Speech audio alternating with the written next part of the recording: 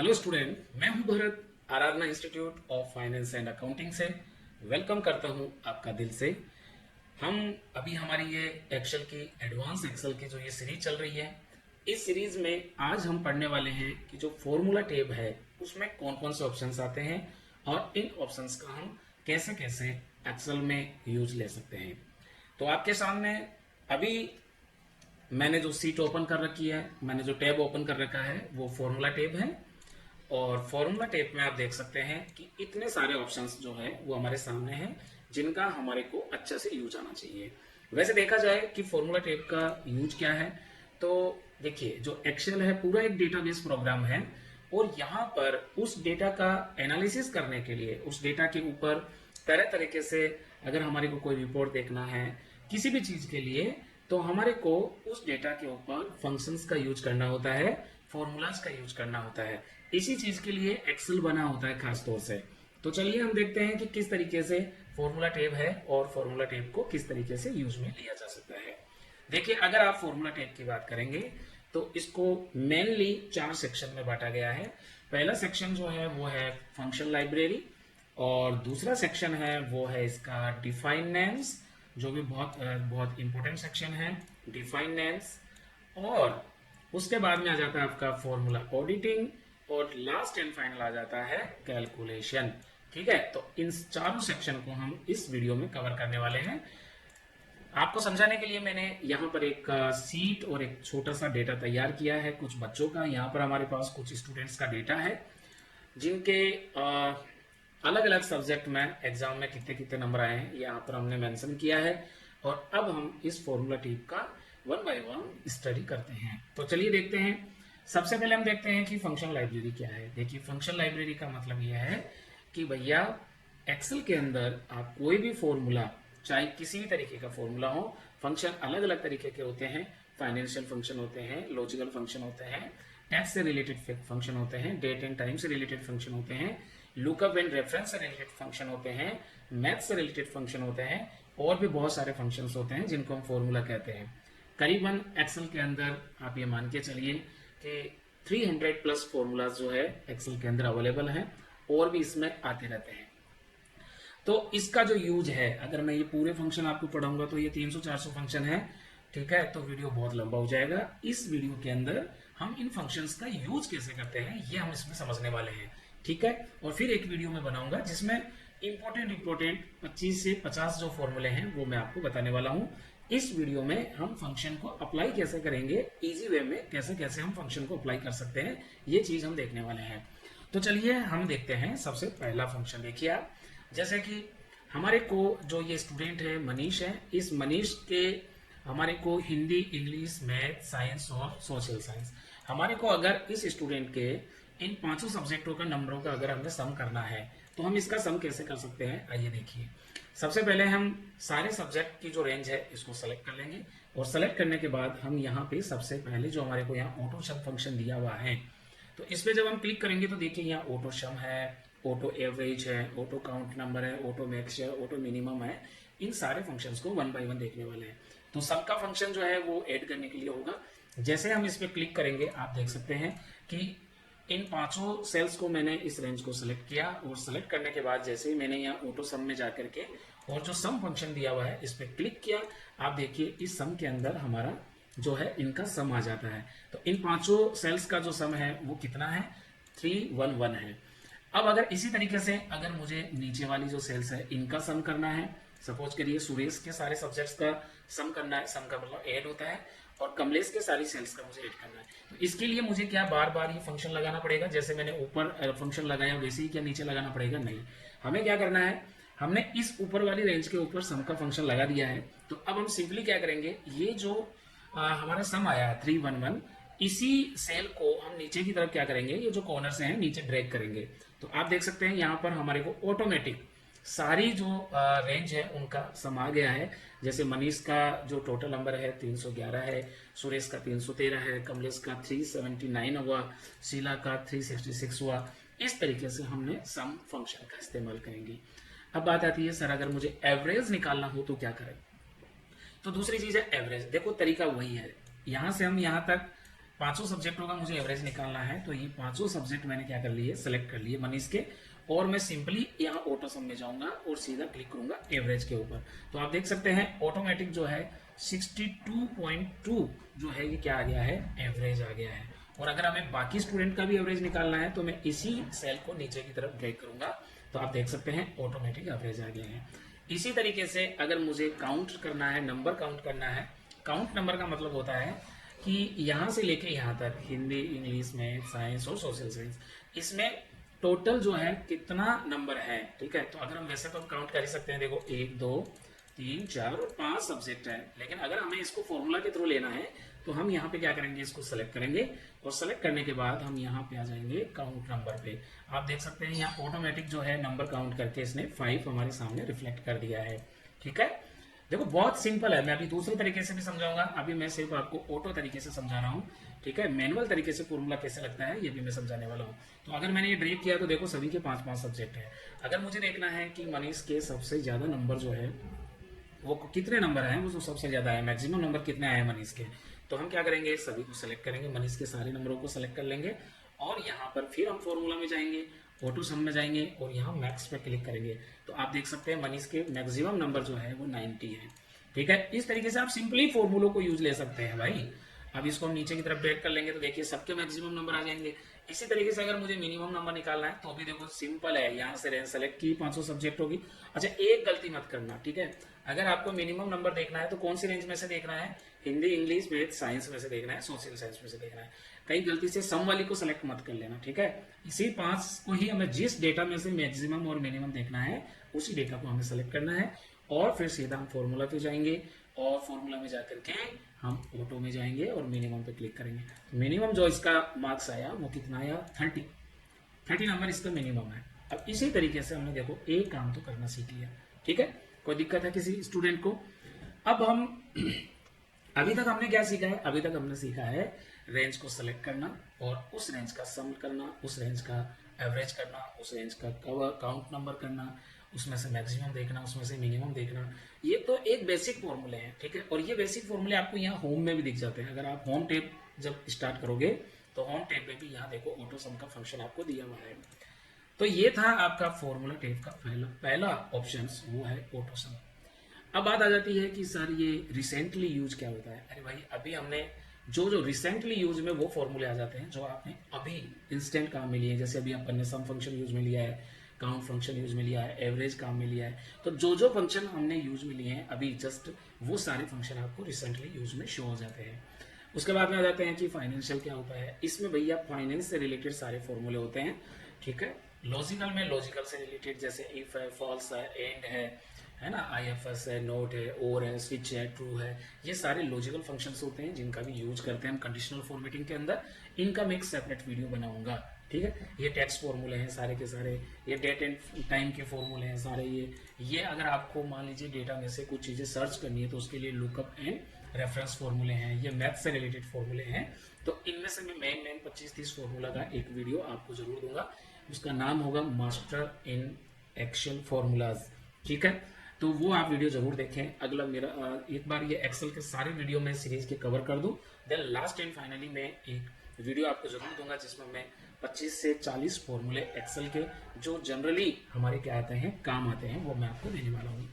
अब बात आती है कि सर ये तो हमने समझ लिया कि ये तो फॉर्मूले हैं, लेकिन ये क्या है सर, इंसर्ट फंक्शन क्या है। इंसर्ट फंक्शन का मतलब होता है कि यहाँ ये आपके फंक्शंस को या मैं कहूँ फॉर्मूला को बहुत अच्छे तरीके से मैनेज कर सकता है। फॉर एग्जांपल जैसे आपको यहाँ पे मनीष का सम करना था, मान लो कि यहाँ करना आपको मनीष का सम, ये मैंने जो नीचे टाइप किया है यहाँ मुझे मनीष का सम करना है, तो मैं क्या करने वाला हूँ, यहाँ पे मैं डायरेक्ट फॉर्मूला भी अप्लाई कर सकता हूँ, यहाँ भी कर सकता हूँ, ठीक है। कैसे करूँगा, मैं इंसर्ट फंक्शन में जाऊँगा और यहाँ पर मुझे क्या लेना है, यहाँ मुझे लेना है सम का, ठीक है। सम का फॉर्मूला मुझे लेना है, तो मैं यहाँ से एक जो है सम का फॉर्मूला ले लेता हूँ फाइनेंशियल में जाकर के, ठीक है। तो यहाँ देखते हैं सम का फॉर्मूला कहाँ है इसमें। चलो मैथमेटिक्स वाले फॉर्मूले में देखो, ये आपके मैथ्स है, मैथ्स वाले फॉर्मूले में सम ये सम का फॉर्मूला आपको यहाँ शो हो रहा है। जैसे आपने इस पर क्लिक किया, देखो सम का फॉर्मूला आपने जैसे ही क्लिक किया, अब ये आपसे पूछ रहा है कि भैया रेंज दीजिए, कौन सी रेंज को आप सम करना चाहते हैं। तो भैया हम किसको सम करना चाहते हैं, सपोज करिए कि आप सम करना चाहते हैं हिंदी, इंग्लिश और ये सारे सब्जेक्टों का सम करना चाहते हैं। ये रेंज दे दीजिए एंड इसको ओके कर दीजिए। तो आप देखो यहाँ पर भी मनीष का क्या हो गया है, इजीली हमने मनीष का टोटल कर दिया है। कोई यहाँ पर मैंने मैनुअली अभी तक कोई फॉर्मूला यहाँ टाइप नहीं किया है जिससे आपको परेशानी हो। बहुत इजीली, बहुत इजी, एक्सेल बहुत सरल हो गया है भाई, ठीक है। तो इस तरीके से आप ऑटोमेटिक जो है मनीष का यहाँ सम ले सकते हैं। अगर किसी अदर पर्सन का लेना है, मान लो आपको यहाँ शीला का सम लेना है कि शीला का टोटल नंबर कितना आया, तो आप यहाँ क्लिक करिए या इंसर्ट फंक्शन में जाइए और यहाँ पर आप जो है मैथ्स में जाके और यहाँ पे आप सम का फॉर्मूला अटेंड करेंगे। यहाँ सम पे क्लिक किया और ये देखिए, और यहाँ पर आपको रेंज देनी है कि कौन सी रेंज को आप सम करना चाहते हैं। तो हम सम करना चाहते हैं भैया इस रेंज को, मनीष वाली रेंज को, ठीक है। सॉरी ये शीला वाली रेंज को सम करना था हमें, इसको हटाइए और यहाँ शीला का ये रहा रेंज, ये शीला का रेंज है, ये लीजिए और इसको ओके कर दीजिए। ये शीला का देखिए क्या हो गया, यहाँ पे सम आ गया। इसी तरीके से कोई जरूरी नहीं है कि सम का ही फॉर्मूला लगा सकते हैं आप, और भी बहुत सारे फॉर्मूले हैं, ठीक है, जो आप इंसर्ट फंक्शन से सारे के सारे फंक्शन, जितने भी फंक्शन एक्सेल में हैं वो सारे फंक्शन आपको यहाँ एक जगह मिल जाएंगे आपको सारे। जब आप ऑल पे करेंगे तो देखो ये कितने सारे फॉर्मूले हैं यहाँ, ठीक है। इतने सारे फॉर्मूले जनरली हमारे सारे काम में नहीं आते, लेकिन हमारे को 40-50 फॉर्मूले पे अच्छी प्रैक्टिस होनी चाहिए।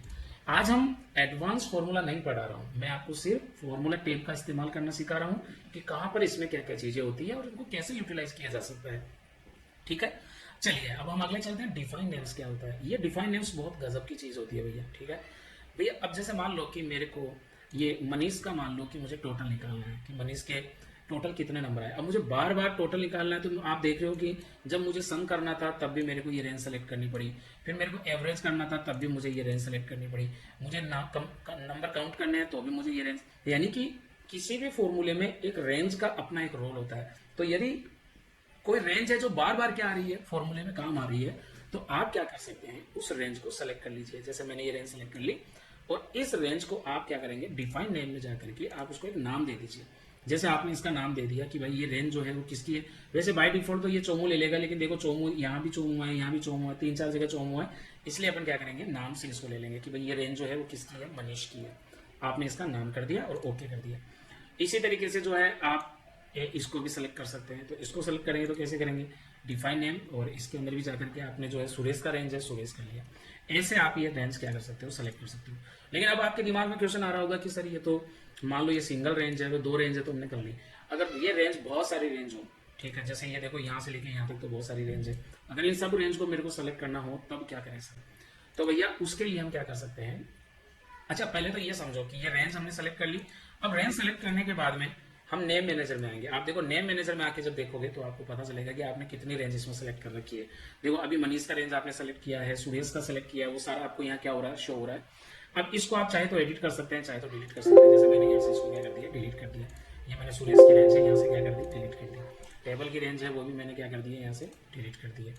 तो इस तरीके से आप जो है ये रेंज इस सीट की नहीं है तो हमने जो है इसको छोड़ देते हैं और आगे बढ़ते हैं।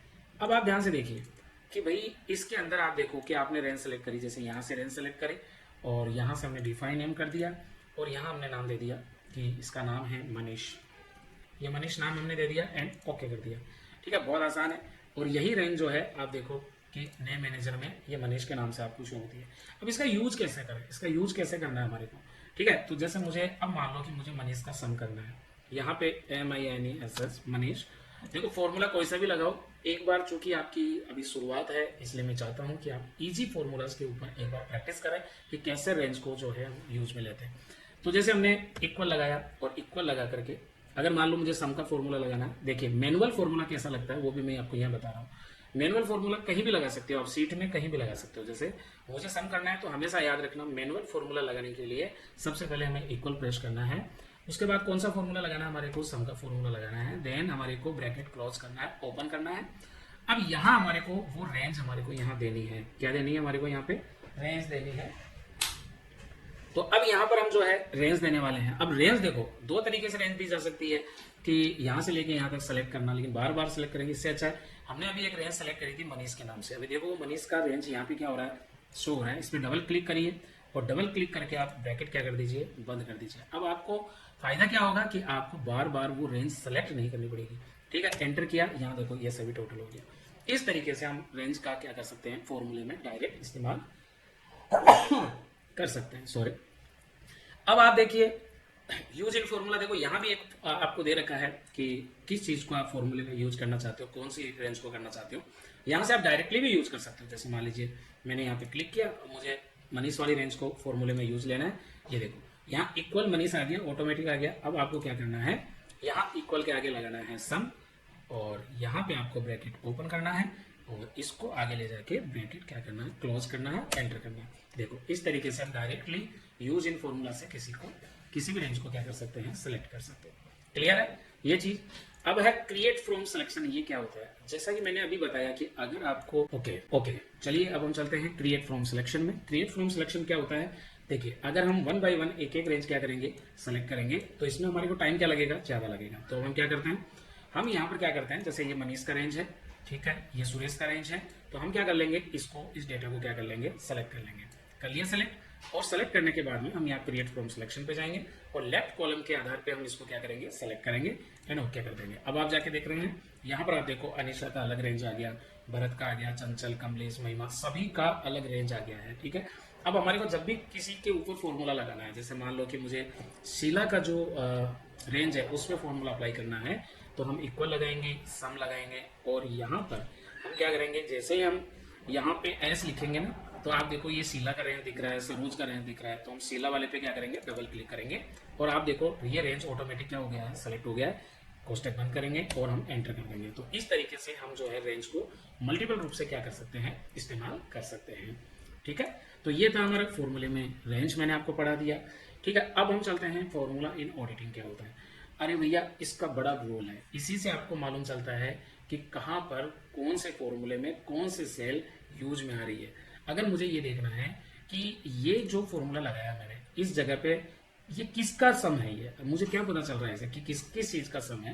तो अगर मुझे ये देखना है तो मैं इस सेल पे क्लिक करूंगा और यहाँ पे ट्रेस प्रेसिडेंस के ऊपर जब क्लिक करूंगा तो आप देखिए यहाँ पर ये ऑटोमेटिक इस पे क्लिक करूंगा।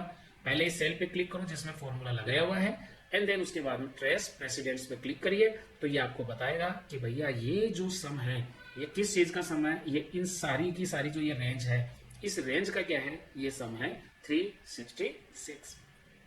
इसी तरीके से आप यहाँ भी देख सकते हैं। अगर मुझे यहाँ करना है तो इस पर भी मैं क्लिक करूंगा तो आपको देखो ये बता रहा है कि ये जो 311 है, ये मनीष की जो ये रेंज है पूरी की पूरी सेलेक्ट हो रखी है, इसका क्या है, ये सम है। इसी तरीके से आप किसी भी फॉर्मूला पे आप ट्रेस करके देख सकते हैं कि किस किस फॉर्मूला में कौन कौन सी सेल काम में आ रही है। बस इसका यही यूज है।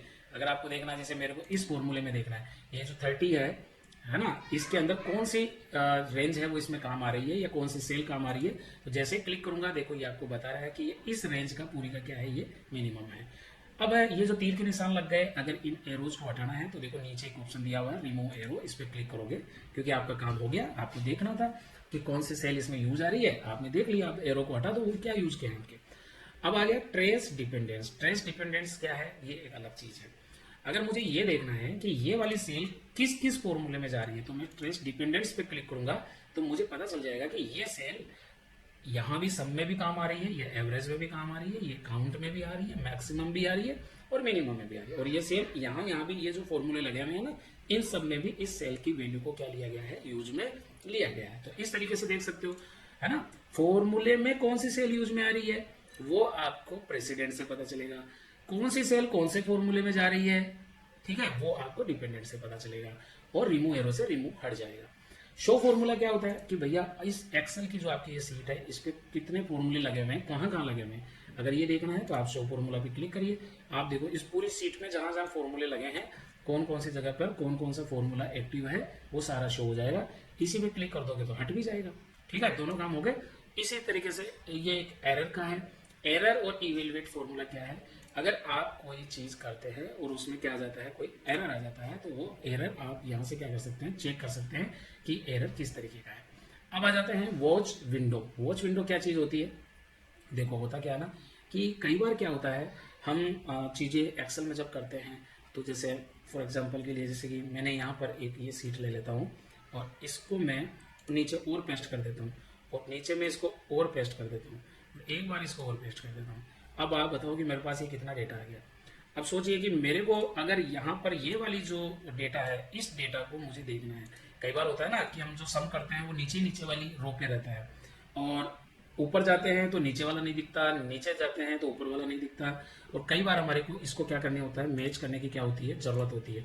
तो इससे हम क्या करते हैं कि बार बार ऊपर नीचे करने से क्या होता है ना, हमारे को काम करने में दिक्कत आती है। ठीक है, जैसे देखो नीचे नीचे वाली ये सेल है, तो अब अपन क्या करें यार, कैसे हम इसको जो है वैलिडेट करें, है ना, कैसे हमें पता चले कि यार ये नीचे वाली सेल में, जैसे मान लो मैंने अगर यहाँ कोई चेंज किया, तो अगर मैं यहाँ कोई चेंज करूंगा तो नीचे की वैल्यू भी तो चेंज हो जाएगी। तो अगर मुझे ऊपर चेंज किया तो नीचे वाली वैल्यू में क्या चेंज हुआ, अगर वो देखना है तो मैं कैसे देखूँ उस चीज को। तो ऐसा करते हैं कि जो नीचे हमारे को ये सेल दी हुई है, ये जो रो दी गई है जिसको मैंने रेड कलर से किया है ना, इसको हम क्या कर ले, ऊपर ले लें, और अगर हम चेंज करें तो नीचे भी चेंज हो जाएगा और ऊपर हम भी देख भी लें। इसके लिए हम वॉच विंडो का इस्तेमाल करते हैं, और कोई रोल नहीं है इसका। तो चलिए वॉच विंडो के, जैसे हम वॉच विंडो करेंगे, देखो वॉच विंडो का इस तरीके से एक ऑप्शन आ जाएगा।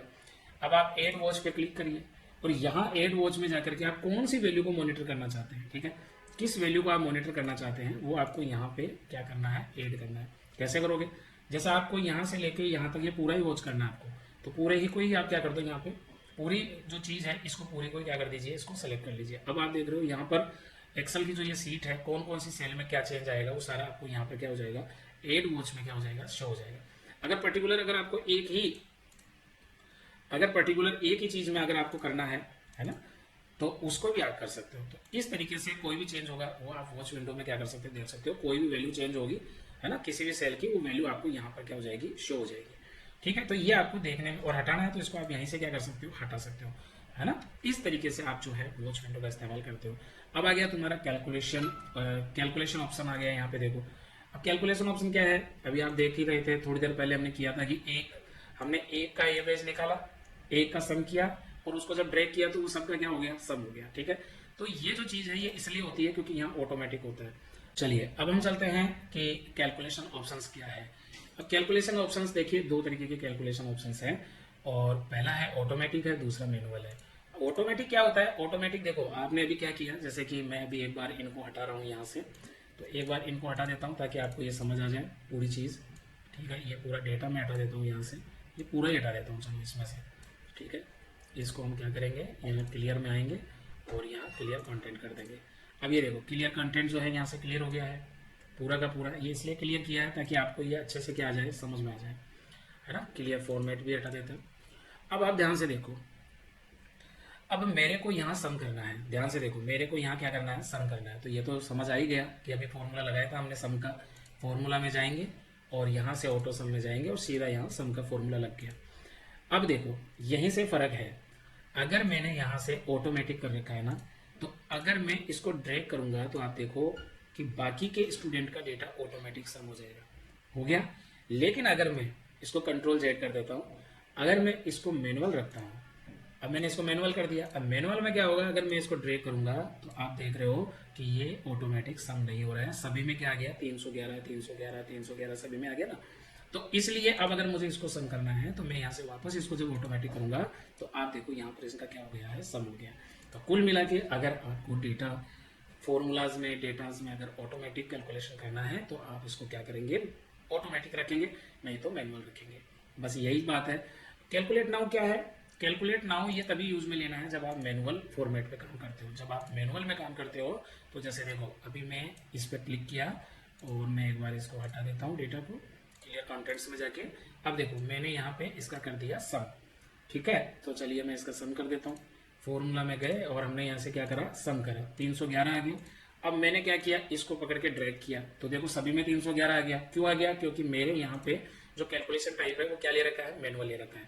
लेकिन अगर मुझे मैनुअल में भी मान लो इसको ऑटोमेटिक कैलकुलेट करना है तो मैं क्या करूंगा, सेलेक्ट कर लीजिए इसको और यहाँ कैलकुलेट नाउ पे क्लिक करेंगे ना, कैलकुलेट नाउ पे, तो देखो ये ऑटोमेटिक क्या हो गया, सबका सब अलग अलग स्टूडेंट का इसने क्या कर दिया है, सम कर दिया है। ठीक है, तो ये था तुम्हारा कैलकुलेशन। वैसे इसको हम कहाँ रखेंगे, ऑटोमेटिक पे ही रखेंगे। तो ये था आपका एक्सेल का फॉर्मूला टेप। आगे फिर हम अगले वीडियो के साथ में आने वाले हैं डेटा टेप के साथ में। उसके बाद मैं एक वीडियो आपको रिव्यू का दूंगा, एक वीडियो आपका व्यू को दूंगा। उसके बाद आपको 25 से 30 फॉर्मूले आपको मैं एक मास्टर क्लास देने वाला हूँ। वीडियो अच्छा लगा हो तो इसे आप शेयर करें अपने दोस्तों के अंदर, अपने बच्चों को शेयर करें जो एक्सेल सीखना चाहते हैं। Fearless. With